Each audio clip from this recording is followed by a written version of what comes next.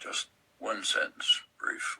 Sure. First, the term Greater Israel has nothing to do with the Bible, nothing to do with what might have happened 2,000 years ago. In fact, I've never heard that suggested until you brought it up.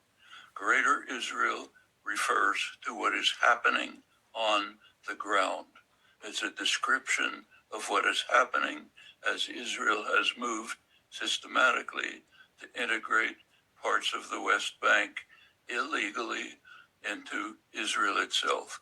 That's what Greater Israel means. No genetics, no history, no Bible. That it's illegal is not a matter of selecting sources. It is selecting 100% of the sources outside of the Israeli High Court. Outside of that, there's 100% agreement, including the highest Israeli legal authorities like Theodore Meron, that it is illegal. No debate about that.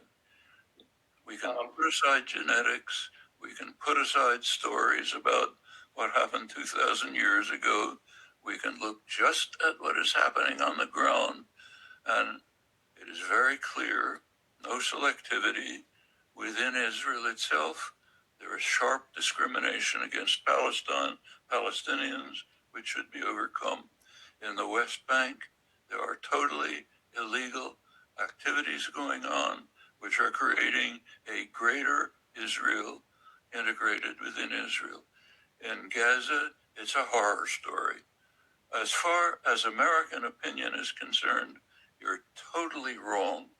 I live with this constantly. The shift from admiring Israel as a wonderful social democratic state in the 70s, declining later, took a sharp step backwards when Israel began its murderous activities in Gaza. I saw it right in front of our eyes.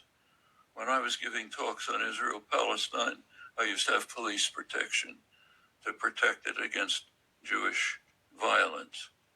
After Cast Lead shifted radically, Israel became a pariah, and it shifted very sharply.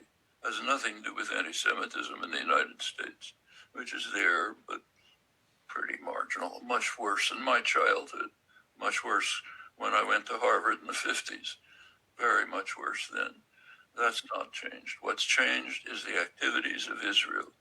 If Israelis want to blind themselves to the consequences of what they're doing, it's their choice.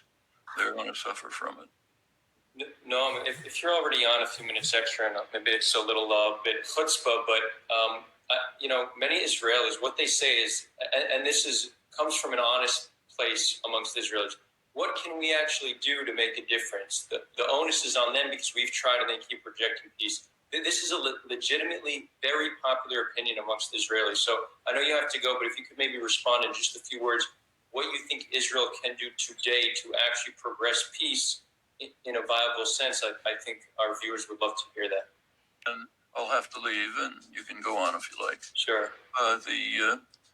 Within Israel proper, it's Israel's business, just like it's the business of other countries to deal with the improper activities that are taking place within them. So I think I have opinions about what Israel ought to do, but it's up to Israel to rectify the sharp discrimination against Palestinians within Israel. In the occupied territories, it's an international problem. Everyone has a stake.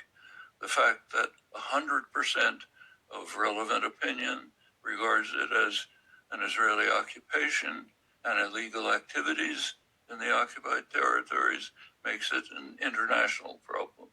And there, what Israel should stop to do is, first of all, stop the savage destruction of Gaza, allow Gazans to live like human beings in the West Bank, put an end to the programs of creating a greater Israel, which I say again has nothing to do with the Bible or history, but with the reality on the ground. Put an end to that, allow the Palestinians self-determination. I have my own views as to how the outcome should be, but we haven't gone into that, and it's not really relevant. That's it. That's what Israel should do. And I'm afraid I'll have to leave.